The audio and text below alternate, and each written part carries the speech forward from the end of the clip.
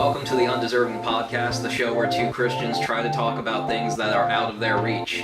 So they invite a third, more intelligent Christian to help them answer those questions. I'm Josh. I'm Bryan. And joining us today we have Mr. Eric Lewis. How you doing? Good friend of mine from church. Eric, why don't you just tell everybody a little bit about yourself, how you came to, study the Bible and kind of like your background with everything. Yeah.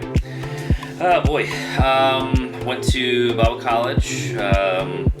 I have a teaching degree. I had gotten a teaching degree in history and social studies, but also Bible, so I was a double major with a minor. I felt like the Lord was leading me to a public school, but then this opportunity opened up at a local Christian school, so I took on the Bible teaching position there and taught there for 21 years. Had a career change as of December this past year. And for those that have been in Christian education, you just wear a lot of hats all the time. And eventually, if somebody just hands you a 5-pound brick, you can carry that for a while, but then all of a sudden you just keep adding these bricks. And over the course of 2 decades, you're just like, I'm tired. And so I kind of just hit a wall. And, whatever flame was left with for teaching, COVID kind of snuffed that out with all the virtual stuff, virtual learning, and all the different rules and masks and all that. So anyway, so I'm now in the business world, so kind of a change, but I'm still I still fill in preaching at our church. I preach at other churches, fill in the pulpit for others. I do Bible studies and teach at conferences and youth retreats and stuff like that. So Nice. Yeah, so that's where I'm at. Now remind me, did you say you have your own podcast or something like that? You also It do? is, it's close. Yeah, we're close. I've been trying to, I'm probably I'm overthinking it too much as far as making sure I got the topics lined up and just my notes, because I want it to be, I think we're going to go, first route is that we're going to go through just an exegetical of Revelation. So if you're going to hit something heavy right away, I just want to make sure I'm prepared. Nice. Yeah, but I also plan to get into some exegetical stuff and to be honest, talk about some of the things that are going on in our country today and how Christians should respond to it. So this is actually kind of a nice way to kick that off. That'll probably kind of be the final push for me to get my own thing going. So if you like this episode today, go check out Eric's stuff. I'm sure we'll leave a link to that or something. We'll keep everybody updated. It'll be called Brother Eric. So yeah. Nice. I love Brother Eric, like Brother Bear. Start getting fan mail. Brother Eric. Yeah. That's my goal, a beer-drinking monk that teaches the Bible. I will send you your first fan mail. Thank you. I appreciate that. Well, you guys heard it here first. Today on Undeserving, we're dipping our toes into politics. Let's see how long it takes till YouTube decides to take us down. Oh, yeah, right. The algorithms got their tentacles everywhere. But, Eric, I think this is something that a lot of Christians, especially in America, have been struggling with lately. Mm-hmm. Just because we're seeing a lot of younger generations become enamored with the ideas of like socialism or things that are more like government control over the common man's life. Yep. So I just wanted to ask you, and I feel like this will have a million rabbit trails, but just this idea of like, where do we as Christians begin when it comes to this idea of like what really is the Christian response when we end up living in a tyrannical or oppressive regime? Man. Because it's really easy to look at, I think it's Romans 13 where Paul says, correct. Hey, just be subject to the powers that, that are there, unless they're telling you to do something that is like completely 100% anti-Christian. But other than that, like, you gotta respect them. So like, where do we as Christians draw this line? Yeah. Especially us American Christians who, are like, hey, love Jesus, got a shotgun behind my back for that guy that I don't think Jesus loves, but Yeah. Yeah, that's a loaded question, and you're right, I think there'll be a million rabbit trails from that. So I think we got two things going. First of all, we do have the situation, like the Roman government that was over the Jews in Israel, and they taxed them out the wazoo, and, it was bad.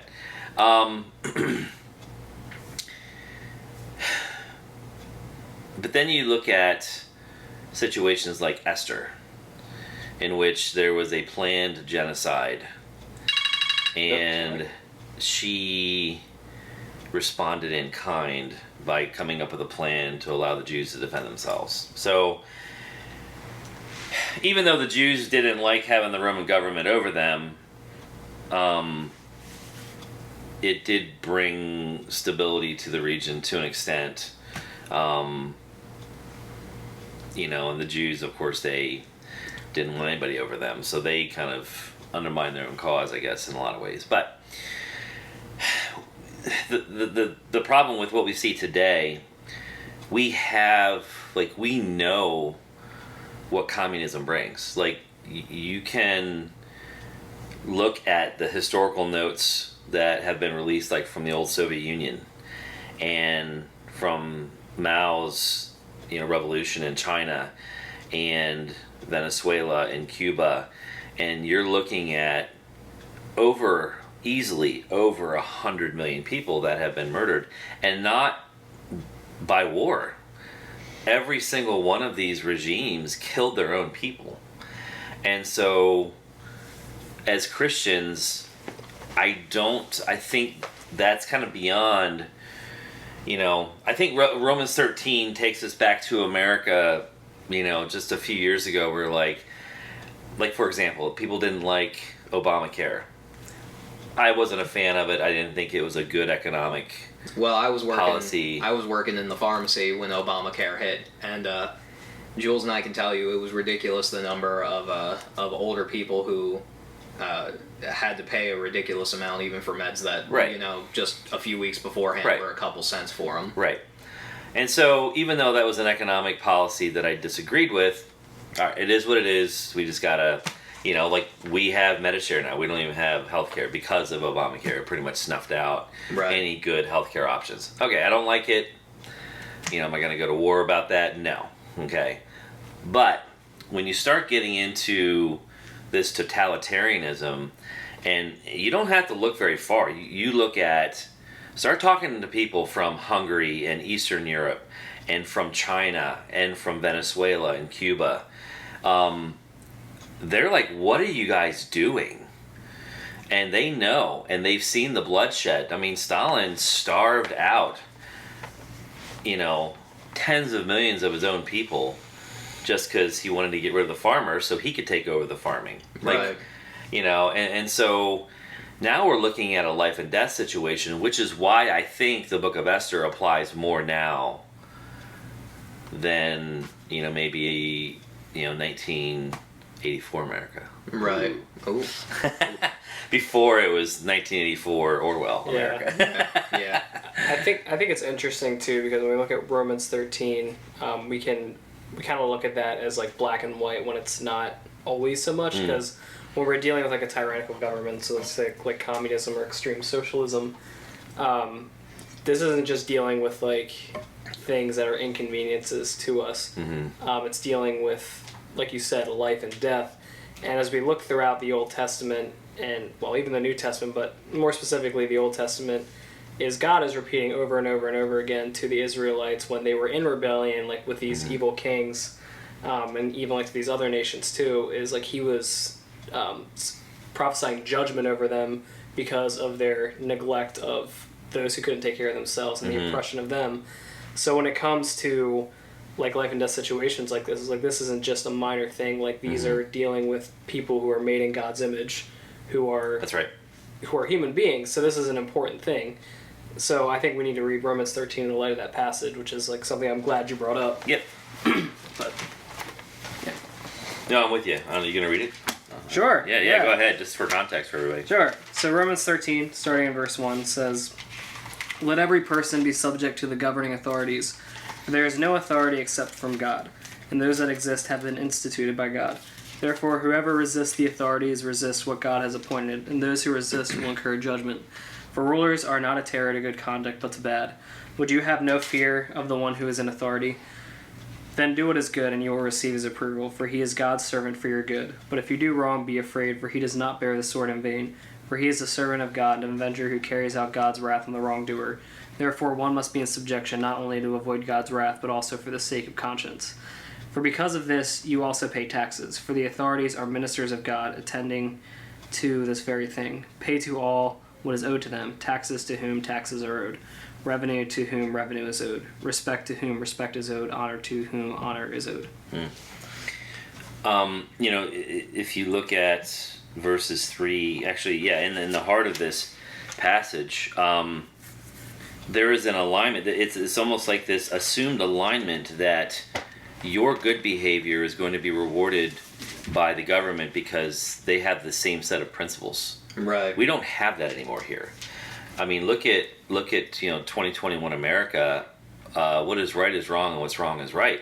Yeah. And so, like today's, I mean, they're forcing. Let's just get into the transgender thing. Like, okay, if someone wants to live that way, and I know someone, I have an acquaintance who's transitioning. If they want to live that way, fine, okay. But I don't want them playing on my daughter's high school sports team and being in my daughter's locker room, after the game. Like, there has to be some kind of accommodation.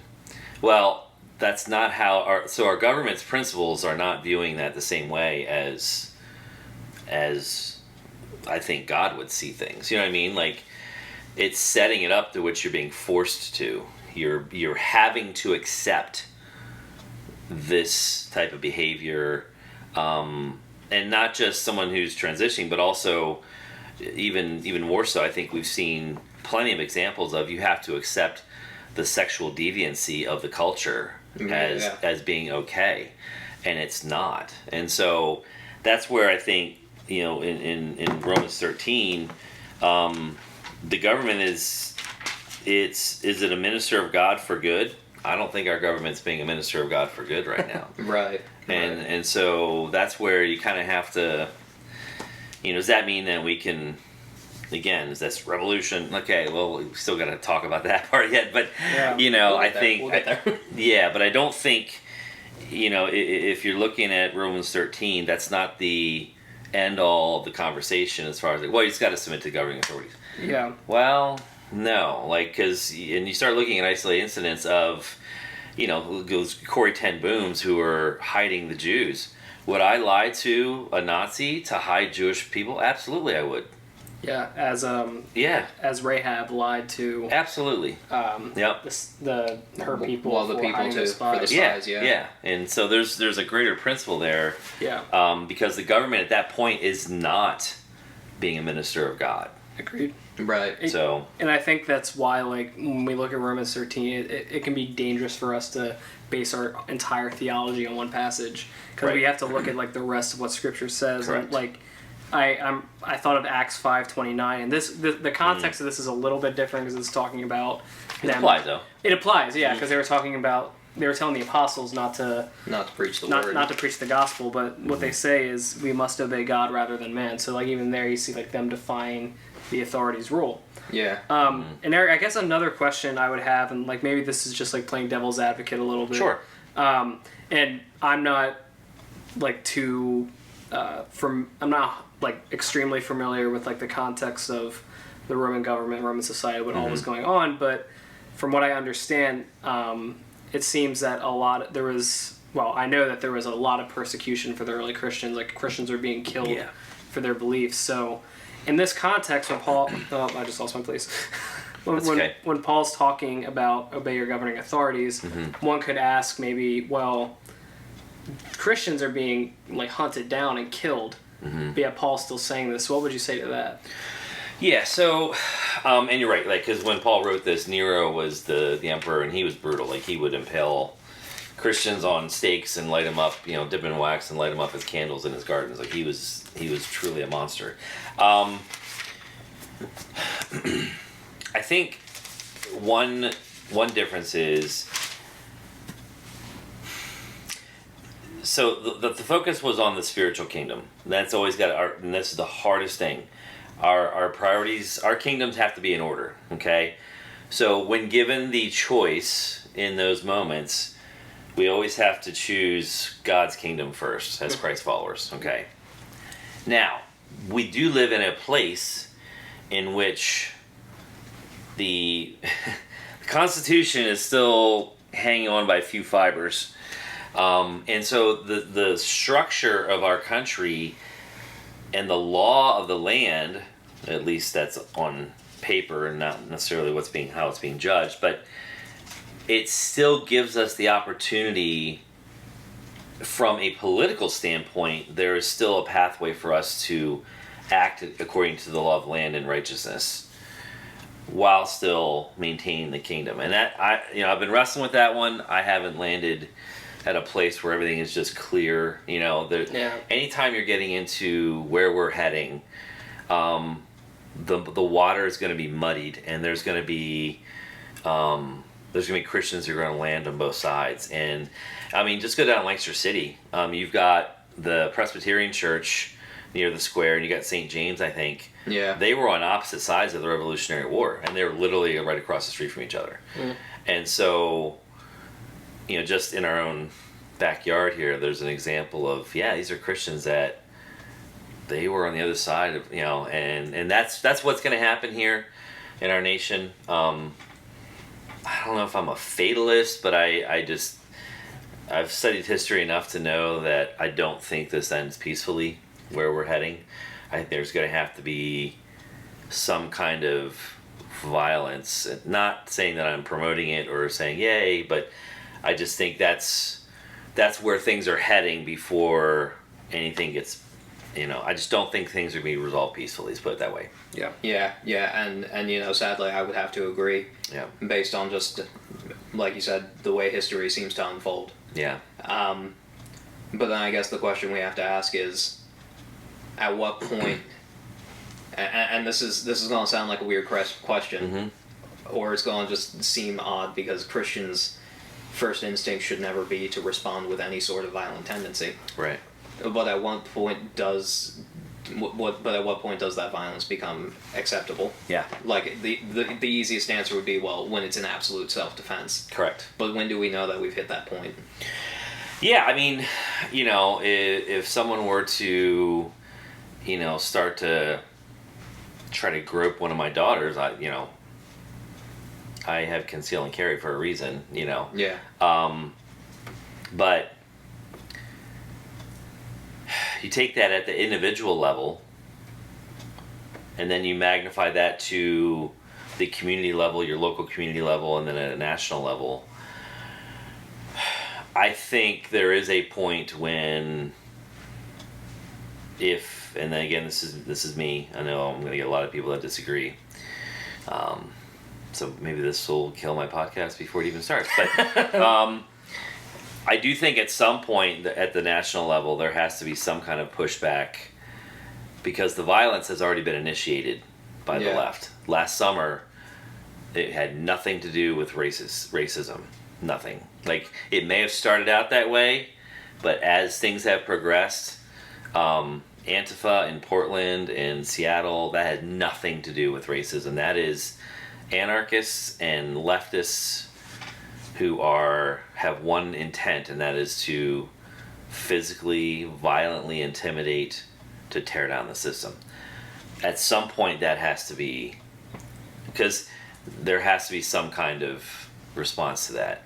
Right. With equal, because people are getting killed, like last summer people died. Yeah. Yep. You know, and so I think a lot of Americans were putting a lot of hope into the election, and then we know just there's some of the talk about what happened on November 3rd. I think the Arizona audit just came out and showed it was very clear there was fraud.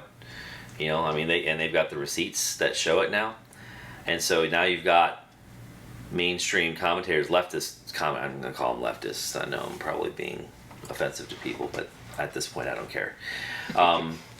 Like the Rachel Maddow's, who are calling for direct intervention to change people's opinion.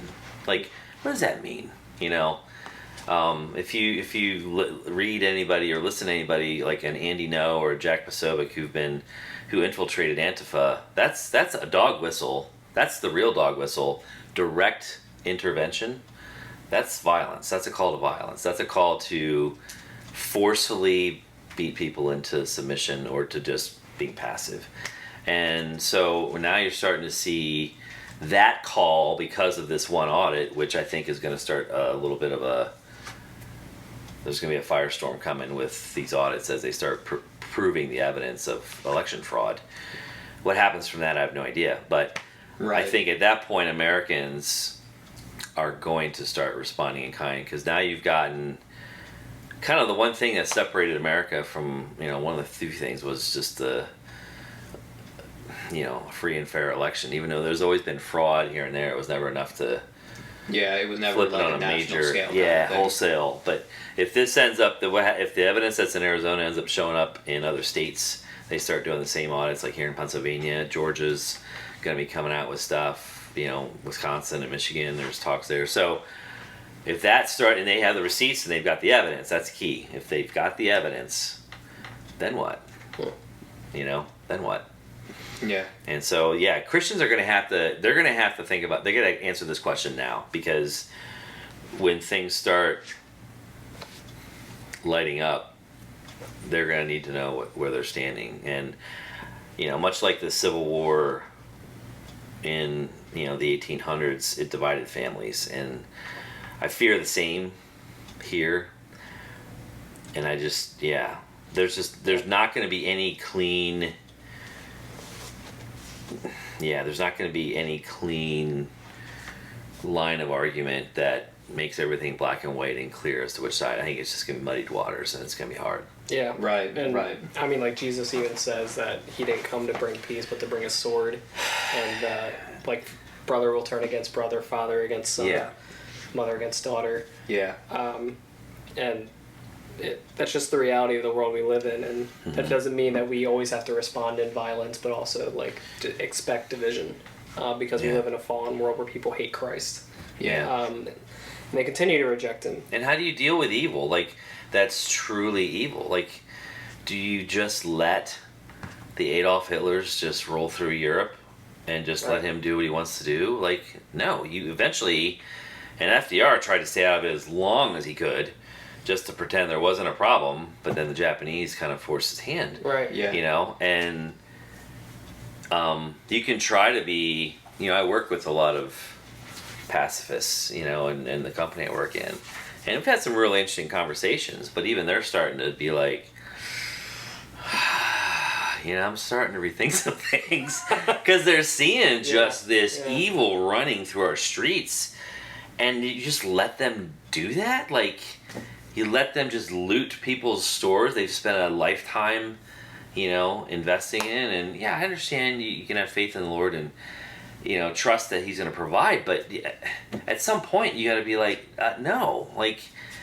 I'm not going to let you harm my neighbor anymore. I'm not going to sit here and watch, them be abused and be taken, And so, anyway, that's another rabbit trail. No, it's good. And, I mean, I think, a good principle to live by as a Christian is to seek peace if at all possible. Right. However... Key phrase. However, God commands us to uphold justice and to love the things that God loves and hate the things that God hates. And when we think about faith isn't a passive thing. Faith requires action. That's right. So, yes, while it may not be our position to intervene on every little thing, because we have police officers and stuff for a reason. Sure. Right. Absolutely. We are called to uphold justice, and that's why we have people standing outside of abortion clinics who are Christians saying that this is wrong and this is evil, this is murder, and people who are protesting the LGBTQ laws that are coming into place because God has commanded to uphold justice.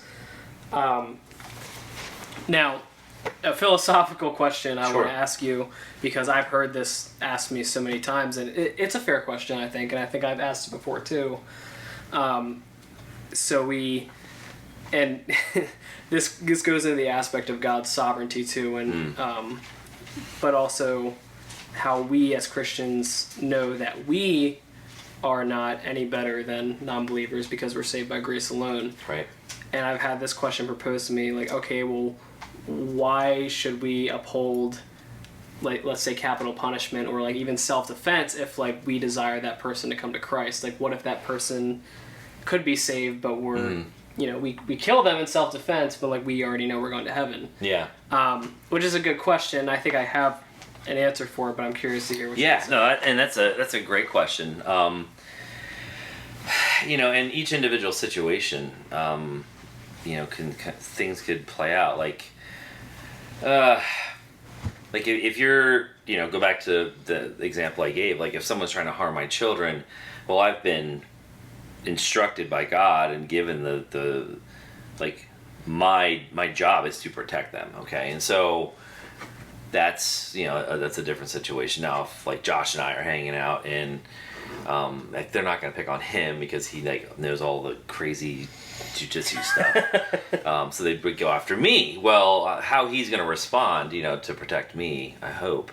Got you. Thank you, appreciate it, because I run slow as well. So anyway, yeah, like to use the amount of force necessary to get yourself out of the situation.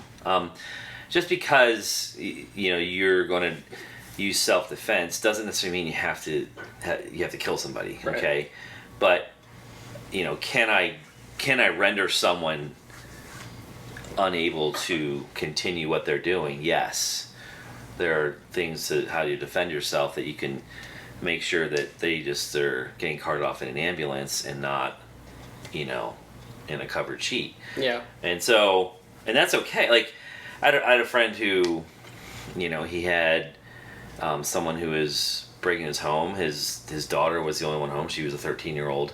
He pulled up and they were, you know, at the back door. Well, all he did was fired his gun twice in the ground. You know, not non-lethal. They never came back. You know, but that's all, you know, all I had to do. So there's those situations, but yeah, in the heat of the moment, I'm also going to trust, like, God's my judge, and he's going to know my motives in that moment, and I just can't, you know, you can't predict every situation and what you're going to be in. But I'm like, just some of the videos from last summer. You know, like, people just getting the mob attacking, like how. I don't know how you can just be like, well, you know, Jesus loves them, and so I want to give them a chance to come to Christ. Like, Right. I don't know. Like, that's a tough one to me. Because what about the guys getting the tar beat out of him on the ground? What about his life? You know. Well, you also look back to the Old Testament again, and you see, like, it's not ever black and white when it comes to like, serious things. So God says, like, if you take a life, like, you will stone that person, show no mercy to him, kill him, because he's taking another image bearer's life. Right. In other situations too, it's not like God's like, well, I might maybe be lenient with him. Like, no, your eye shall have no pity on him. Yeah. So like, I think there are times where it's not black and white, and God very clear. Now, granted, we don't live in a theonomy, but well, it's a very tough situation. I think it was in Exodus I was reading the other day, but there was this law it was a law that never stuck out to me before, kind of tying back into the whole thing. But basically the gist of it was like, hey, if a guy breaks into your house in the middle of the night, and somehow in the scuffle of things in the darkness he gets killed, like, hey, like, you know, it sucks that the guy died, but like, you're not going to be held responsible for that. Mm-hmm. But if the same thing happens in the middle of the day, you know, and the dude ends up dead, you are responsible for that life. Oh, yeah. So, I think it's in Deuteronomy, yeah. Yeah, so it was just this really interesting, to read about it, and it's like, huh. Like, because, you know, for the longest time, like, I was very much like a lot of American Christians, like, you know, gun-toting and, like, you know, like, very much like, if it comes to it and it's in self-defense, like, I don't think there's an issue with killing somebody. Yeah. And, like, if it absolutely has to come to that, like, okay, sure, whatever, I don't want to do that, but, like, yeah, you know, there's almost like that thing, it's like that verse is right there, and God's saying, like, hey, like, a little bit of restraint is necessary, thank you. Correct. Mm-hmm. Yeah, and so, yeah, I just think, as Christ followers, you got to know where you're going to land on this one. Start thinking through some of the contexts. In, you know, like, even though we didn't have anything here in Mannheim so much, you know, but there was a situation, like, after the second BLM parade, I mean, they were kind of pouncing on cars a little bit in the square, and I was talking to an acquaintance who, her close friend, and her daughter was driving, and she was just freaking out because she didn't know what to do, and like in that moment, yeah, like it even happened here in Mannheim again, albeit very mild comparatively to what was happening in other parts of the country, but Right. It could happen here, so we do need to, and it is going to, if you think, and this, I know I'm kind of talking too much, but once you start to understand Marxist ideology and that mindset, I mean, Karl Marx was very clear. Force is how they operate. And so the only thing that a Marxist will understand is force. And just look at the example. You cannot have a rational conversation, because they're saying that men can be women and women can be men and men can give birth to children. How can you have a rational conversation with someone who's already to that point? You can't. So now you have to come up with, well, how do we resist? And that's the point of this podcast. Right. And I think another thing, if you want to just take a few minutes and kind of address anybody who might be listening, but you have friends that you said are this way, and I know quite a few people who are like that. And I get the desire to want to be pacifist and be peaceful and really not want to pick a side in either of this. Sure. Because if we're being honest, both political systems in this country are crap, and nobody's great. Yeah. Oh yeah. No, it would be, yeah.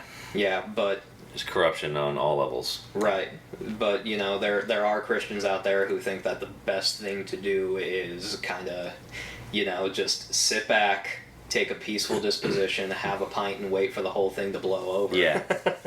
And it's like, at what point does a Christian have to look at the injustices that are happening, being committed by either side? Yep. Saying, well, as a Christian, I know that things need to be peaceful, but as a Christian, I'm also called to stand up for those who are being oppressed or attacked. Yeah. Because there comes a point where I think, because I agree with you 100%. I think America's headed for a violent place, sadly. But I think it's got to come from a place where if Christians are going to respond, it's not us thinking about, like, how is this going to affect me, but, like, Christians got to get to this point where it's like, do I take up arms to defend somebody else who's not going to be able to defend themselves? Right. So, kind of just like addressing the group that wants to stay peaceful. Yeah. Like, what is there anything you would say to them or want to just make them think? Well, I think not everyone is the warrior class. It's a certain mentality. It's a certain skill set. I would not even consider myself in that category. I'm not. I will do enough to defend my family, but when you're looking at those who like serve in the military, it's just a different bandwidth of understanding of those types of situations where violence is necessary. Right. But that doesn't mean you cannot. You can be a warrior in other ways. Like, pick something. Human trafficking, pedophilia.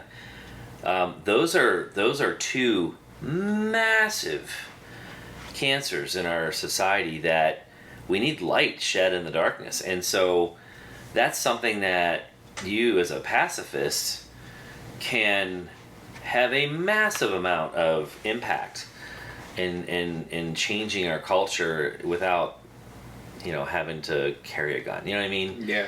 And so I just think you need to pick something. If you're gonna just sit back and just wait for the whole thing to crumble, you're very much like that servant who had the one talent, and they buried it. I mean, like, do something. And that was what the master said. Like, you should just do something. Put it in the bank. Like, just get interest. Like, at minimum. I mean, interest today is what? what 0.5%. I think if you put your money in the savings account, like it's ridiculous. I think you're probably losing money at this point. You're paying them to. I think the most interest I've ever gotten from the bank was like 1 cent. Yeah, and that was from not touching savings for like 2 years. Exactly. I was like, all right. Yeah, and then the master's like, you could have even just done that, Yeah. So I think passivity into completely shutting down and not doing anything, that's sin. I mean, that's just flat out wrong. Mm-hmm. But there are plenty of things that can be addressed in our culture that are not going to require, confronting the antifas and the drug cartels and the more violent side of the corruption that's in our country. So anyway, I think, we need all sides. I mean, I watched, what was the Hacksaw Ridge? Oh, that was a great movie. Great movie, and it was, Desmond Doss, great example of someone who's a pacifist who didn't fire a weapon but saved so many lives. Yeah. And if you haven't seen that, I mean, it's a little violent, so it's like, do I want to encourage a pacifist to watch a violent movie? But anyway, yes. But the principle is, though, there's so much that you can do to be a benefit to changing our culture in the right way. So yeah, awesome.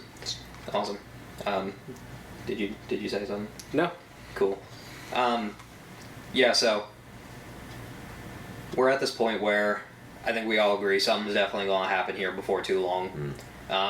And let's say worst case scenario, maybe not worst case scenario. Worst case scenario is like the Fallout video game series where you're wandering in post-apocalyptic wasteland. Which, don't get me wrong, as much as I would love to have a Mad Max situation, oh gosh, I don't think that's. I don't think.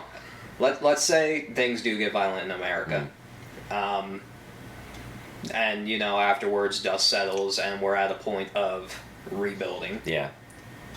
How do we as Christians go about that in this day and age?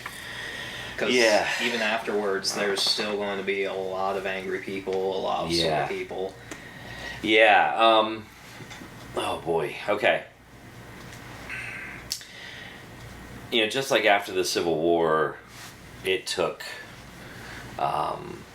decades. And I mean, you can even still see bitterness. Like you. I mean, I remember going down to the University of Georgia with a friend just to visit the campus because it was really cool. And I mean, they still got a monument there at their one entrance. The War of Northern Aggression. It's like, okay, whatever. Still blame us, whatever. Yeah, but it's really our fault. And there's some pockets down south that you don't want to be showing up, without a Confederate flag. But it's going to be something that is going to take. God's grace on the rebuilding. I mean, I had a student who was from Rwanda. I'm not sure exactly what happened to his family. I know that his parents died. Not sure the context. But it was kind of like, just don't talk about it. How Rwanda dealt with the genocide in the 90s, once that finally settled and outside nations, I think, finally got involved. They passed a law. You are not allowed to say what your family history is, whether it's Tutsi or what was the other one? Hutu. Yeah, Hutu or Tutsi. Yeah, you could get thrown in jail if you say, "Oh, I'm Hutu," and you weren't allowed to talk about they dropped the hammer on.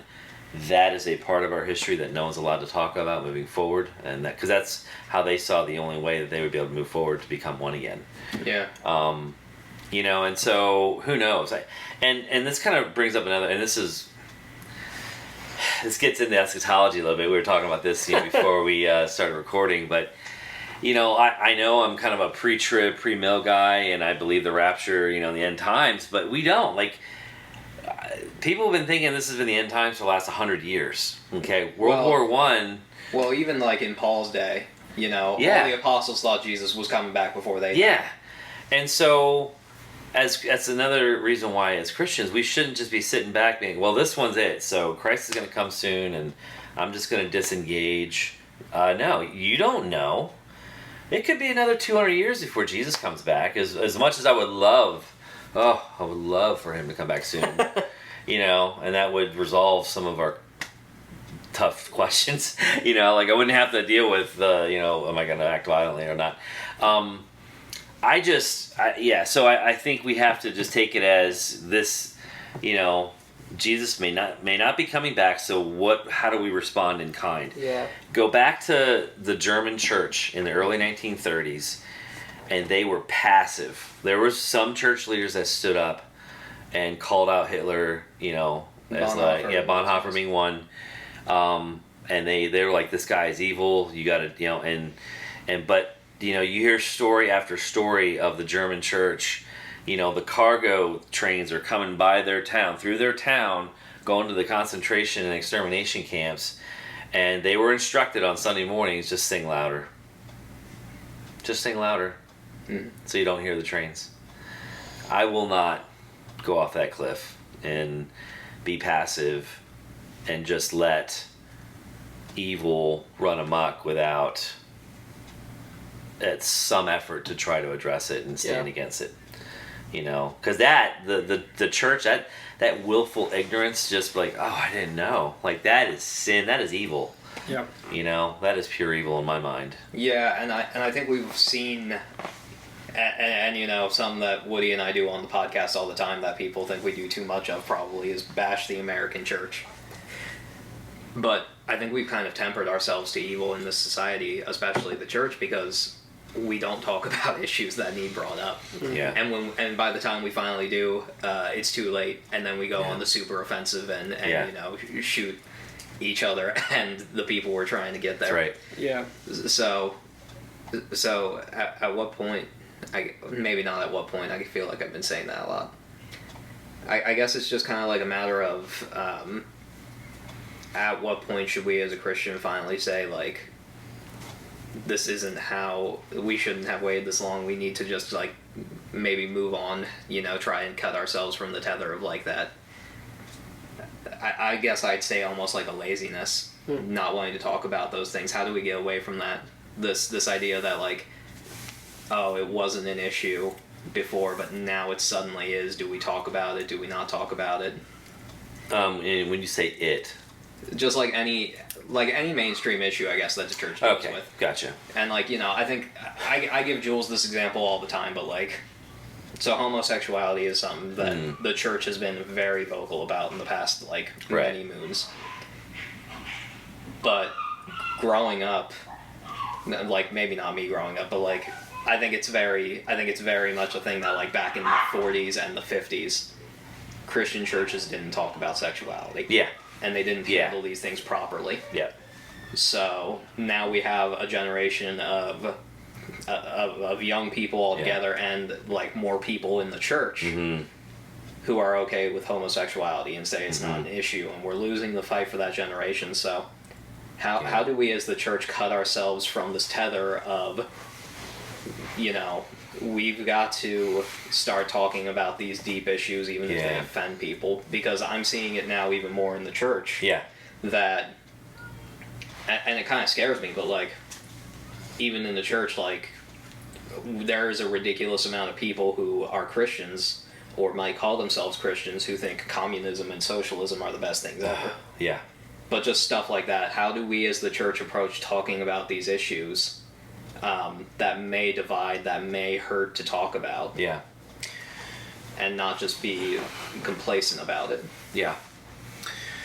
I think there's a general principle that that's emerging in my mind just through conversations with those who aren't necessarily religious but are patriots and love America, and those who are Christ followers and also have some awareness of what's going on. There's kind of there's a principle that's emerging for both, and that is focus on local.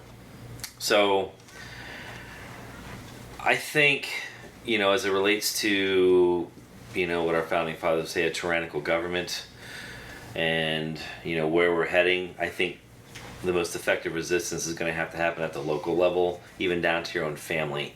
Make sure that your family is, you've communicated to them clearly, and we're all on the same page, and we're together and working hard, and get other like-minded people within your community. That's on the political side.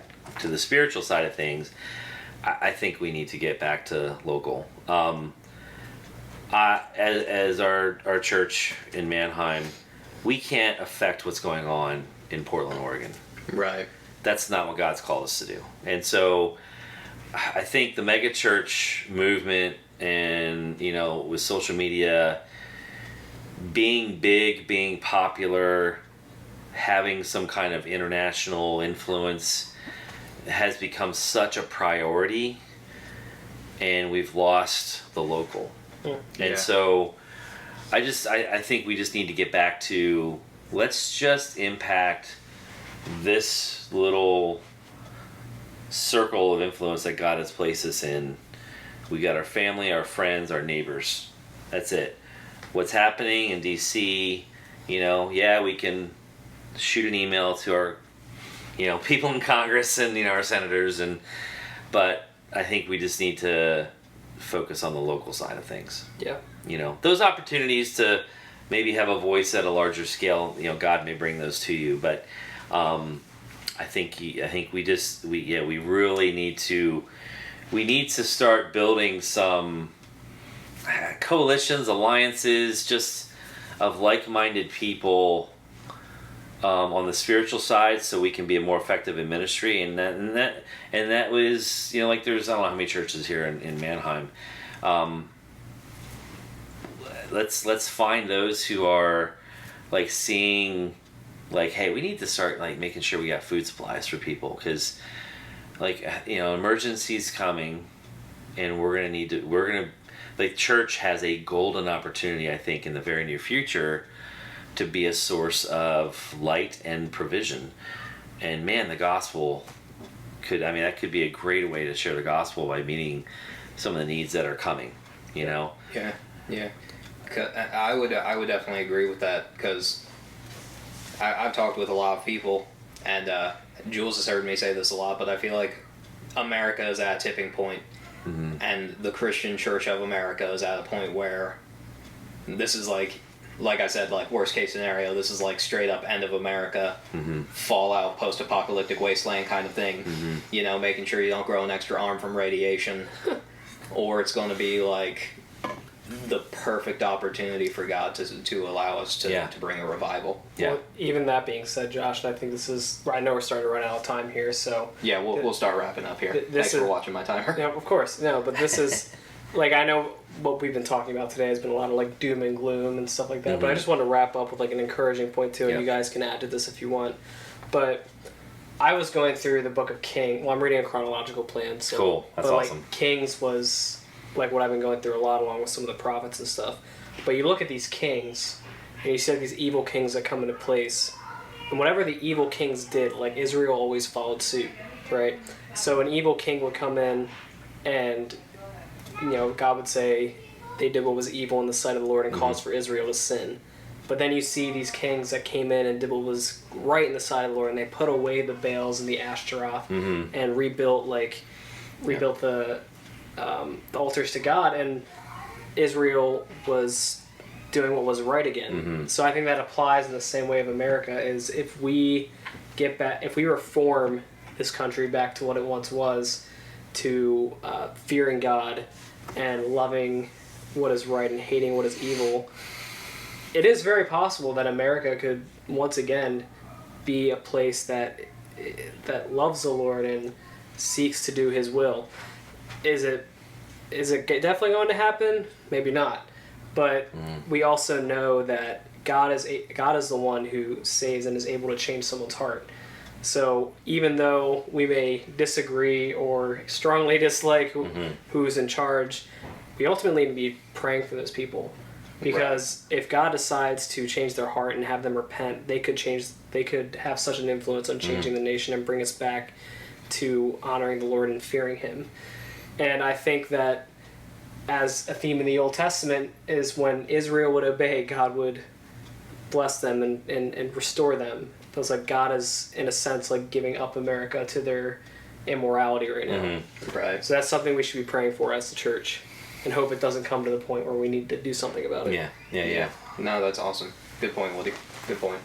Yeah. No, I agree, because I think, even one of the the largest church in the world is China. And, I've even heard political leaders say that that's actually the group of people that President Xi in China fears the most. Is he knows how big that group is and how powerful they are, because they've tried to snuff them out, throw them in prison, kill them, and they're only getting bigger, And so he's like, they don't care, they're not afraid of us. And so I think as Christ followers, that's like to our advantage that, you know what, God, if we can just show some boldness and some willingness to stand up for light in a dark place, there could be some really great things that can happen out of it. Yes. The greatest reformations in church history have always happened when men got on their knees and repented and feared the Lord. Yeah, that's right. So. Yeah. The nice thing about China is, like you said, the population of Christians over there just keeps growing. Yeah. I feel like it's only a matter of time until that population just tips to the point where, like... Could you imagine if China becomes the next big Christian nation? How amazing. That would just be... Yeah. I get goosebumps thinking about that. Like, that would be awesome. Yeah. That would be great. But yeah, like what he said, we're just about out of time here. Eric, thanks for coming so much. Yeah, thank you so much, Eric. Yeah, a lot of fun. This was great. Thanks for your insight on things. Yeah. Just amazing to have you here. Maybe we'll do it again. I would like to. Hopefully YouTube doesn't shut you down. Get canceled. We're going to get canceled. If they do, it's because of me, so I'll take the L. If that's We're not monetized, so it's fine. Okay, yeah. We get maybe an average of 30 views per video. Yeah. I feel like we're going to be able to fly under YouTube's radar. Yeah, this one. for a little bit. That's good. Watch that be the thing that catches them. They'll be like, thought you could get away from us, huh? Weirdly enough, though, we have viewers in every continent, which is really weird. Except Antarctica. Yeah, okay. I think it was South America. We may not. Yeah, we didn't have any in Antarctica, and we didn't have any in South America, but we had listeners, awesome. And I was just like, wow, 30 viewers, that's discouraging, and that's but they're all across the world? Yeah, but sweet. It's easy to get discouraged by low views, but also I think we fail to see how many this could be a blessing to someone all the way across the that one person who's in isolation spiritually, that this is or who knows, maybe it's one dude downloading our video and showing it to 40 other people. Could be. Yeah, so that's cool. But we'll think positive. Yeah, exactly. But like we always say, we're at the end of the episode. If you have any questions, concerns, if you would like to send Woody and I some more death threats now, you know how to get in touch with us. We're on Facebook at Undeserving Podcast. If you want to shoot us an email, undeservingpodcast@gmail.com. We've got Instagram set up. Yes, Undeserving Podcast. Undeserving Podcast on Instagram. You guys did well with the marketing on this. Excellent. Yeah, it helps when you have a wife who does the marketing thing on the side. And we'll keep you guys updated and keep a link out for Brother Eric's podcast. Soon, I'm very excited soon. for that one. Maybe you can have us on. Oh, yeah. That's guaranteed. Yep. All right. Let me get my feet wet a little bit and get them on. Yeah, get stable, and then we'll get you guys on. That'd be fun. Awesome.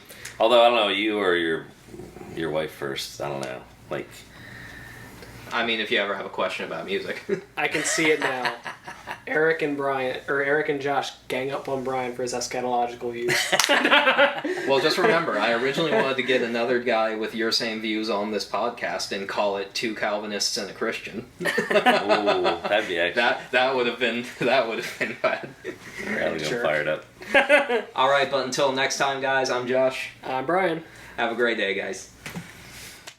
Hey guys, glad you stuck around to see if there was anything worthwhile. We'll try and make it worth your while. Also, if you want to watch any more videos from the Undeserving Podcast, you can click right here or just go on our channel.